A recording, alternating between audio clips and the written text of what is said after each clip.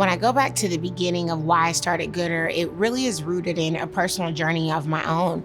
I had been working in the nonprofit space for about 7 years, and I was working largely with celebrities as they were starting and running their own nonprofits. And I was saying to them, like, the people that are standing in line for a turkey at Thanksgiving are hungry in May as well, that it's not just a one day a year thing where we need to give and make sure that people have access and that everyone's gonna be able to eat. And I went home and I posted on Facebook, I'm starting this initiative called Sunday Soul, and it's gonna be a pop-up restaurant, and we'll have tables and chairs and linens, and people will order off of a menu and just be treated with dignity as they're going through this rough patch in their life.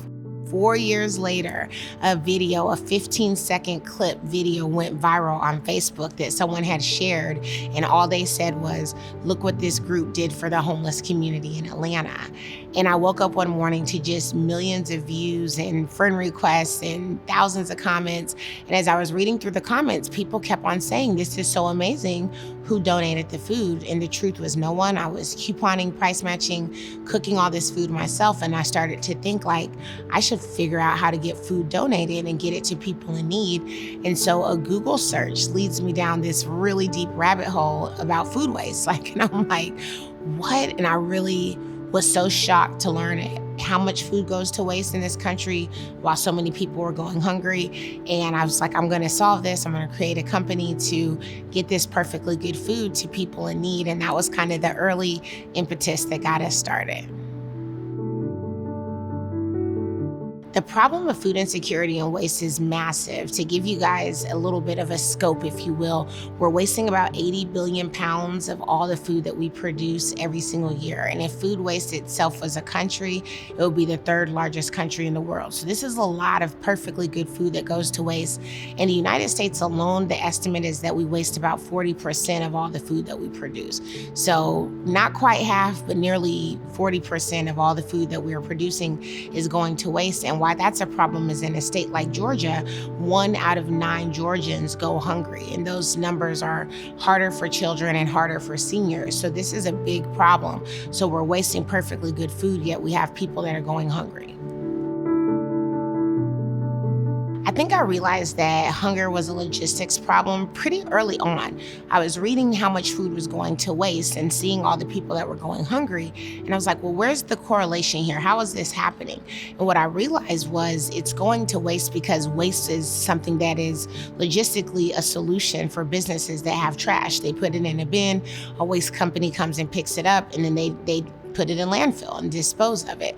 So I realized that I needed to solve that problem of getting the perfectly good food instead of going to landfill, going to people. And that was logistics. It was going to be about going to this business that has this excess food, packaging it up, labeling it, and then delivering it right to a nonprofit so that they can get it to people in need. So really early on, I said that hunger wasn't an issue of scarcity, but it was a matter of logistics. So Goodr uses data and analytics. It's really the core of our technology.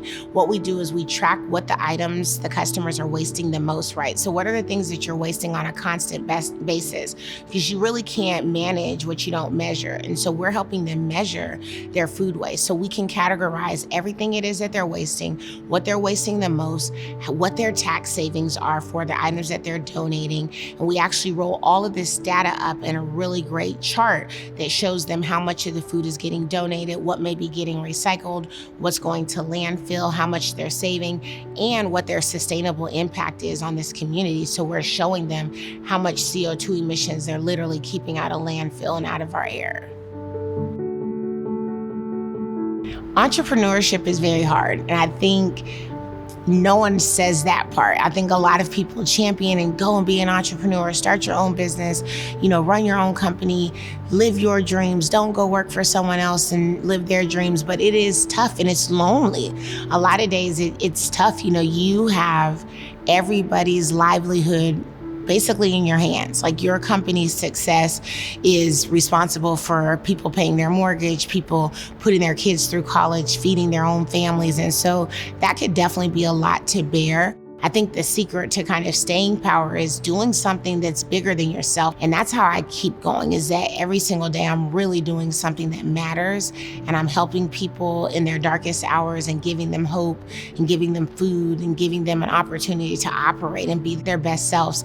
I always think there was an old Snickers commercial that said, like, you're not yourself when you're hungry. And I think it had like Betty White and Danny DeVito. And I just remember that commercial. And I think how many people have just never been their full selves because they're hungry all the time. And I think about the good that we do, and that's ultimately what keeps me going. Those emails and those letters that say, like, this is the most food I've had in my pantry in months. Thank you. I know how I'm gonna eat. I don't have to worry about food for the next week or two. Like, that is what keeps me going.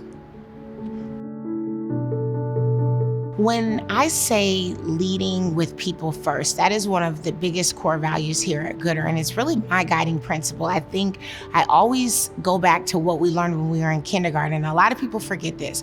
Treat others how you would want to be treated. Like, that's the simplest rule that often gets forgotten, and that's what I think about. We are serving people who sometimes don't know what's gonna happen next. And if every time they encounter us, if it could be all about them. And I just believe that the power of karma is real. And when you put people first and you treat people good, the money will come, the profits will come. And that has always happened for us at Goodr. We've put people first, people love us, our customers love us, and they come back and they continue to do business with us because of how we operate in that people first mentality. And people are everything. And it's so much more than just profit. When I talk about treating people with dignity, especially people that are experiencing the problem of hunger, it's about changing the way we've solved hunger in this country for a very long time. I think we all remember doing canned food drives, and you've maybe volunteered at a food bank or a food pantry, and you put all these items in a box and families come and get them, but we don't ever shop like that as humans. We go to the grocery store, we fill our baskets with things that we want, things that we know how to cook, but people that are experiencing food insecurity are often treated as, here, take whatever I'm gonna give you and be happy with it because you have nothing else. Where in Goodr, we're saying, let's turn that around. Let's make sure that we're leaving families with access to things that they can actually prepare meals from. Because there's a big difference in this country, especially, between access to food and access to meals. And we don't want someone to get a box of food, get home and realize that there's nothing they can make of this. Like, they literally have to still go to the store and piecemeal meals together. We want people at Goodr, especially under our hunger relief services, every time they meet us, they're having 7 to 10 days worth of food. That's what we focus on. And even our nonprofit partners that we work with on our food waste solutions, when we deliver food to them, it's meals. It's things that they can immediately serve their clients. And it makes their job a lot easier. Their food prices and food costs go down, so they're able to reinvest that money that they would have spent back into the services that they're providing for their clients and back into their nonprofit organization. And it makes a world of difference, even for them. The dignity is felt across the scope. When we first started, we were just taking the food that was edible and getting that delivered to nonprofits, but we realized we were leaving a lot of non-edible food to still end up in landfill. So we introduced organics recycling so that we can help our customers turn this into animal feed, turn this into compost, and in some cases, even energy. And so that was the first kind of iteration and pivot that we had. A year later, we fell into the global pandemic. And as you can imagine, the businesses that we were recovering food from all went out of business. I mean, they closed their doors. Everyone was working from home, but we saw a heightened level of food insecurity in this country. And so I went back to my roots of really feeding people and said, we've got to be a solution for the many people that really don't know what's going to happen in these next few months. I remember thinking at first the pandemic would be just a week long, maybe a couple of weeks. And little did I know that we would spin up a whole new hunger relief solutions component of our business. So now we work with a lot of different brands and a lot of cities and government entities to really make sure that we are creating sustainable solutions to end hunger in their communities. I have a huge vision for where I hope to take Goodr. I'd love us to be in every city and every state. We get hundreds of emails of people saying, are you here? Are you here? When will you be in this community? And so we're working on that. We believe that we need to be everywhere, but I'm really proud that we're operating now in about 35 markets. And when we first started, we were just operating in Atlanta, and now we're starting to expand as it relates to our hunger relief solutions. We just launched a mobile grocery store unit. We plan on taking that all over the state of Georgia. So we're really excited about going into rural communities. We have activations set up for Griffin, Georgia, Albany, Georgia, Savannah, Georgia. We are going to be all over this state bringing food access to people that need it the most. I started the foundation in 2020, really in response to the pandemic, and it really was around childhood hunger. What I realized is that a lot of children may be getting free breakfast and lunch at school, but they're constantly playing what I would call a catch-up game. The breakfast may only be replacing the dinner that they didn't get last night or the food that they didn't have over the weekend, and no teacher can really teach through hunger. So our first kind of program of our foundation was called Neighborhood Eats, and we go right into neighborhoods, right into apartment complexes, and allow these kids to get a hot meal on site and a hot meal to go every Saturday. Plus we do resources, we have tutors, we do crafts and different games, we take them on field trips, and then we make sure that they leave on Sunday with 3 beverages, 3 meals, and 6 snacks to get them through the day, so that on the weekend these kids have access to food and they come out every weekend. We've held this program now in 4 different communities since we started, and we stay in each community for about a year to a year and a half before going to another community. And it's just been world changing to see what we do for these children.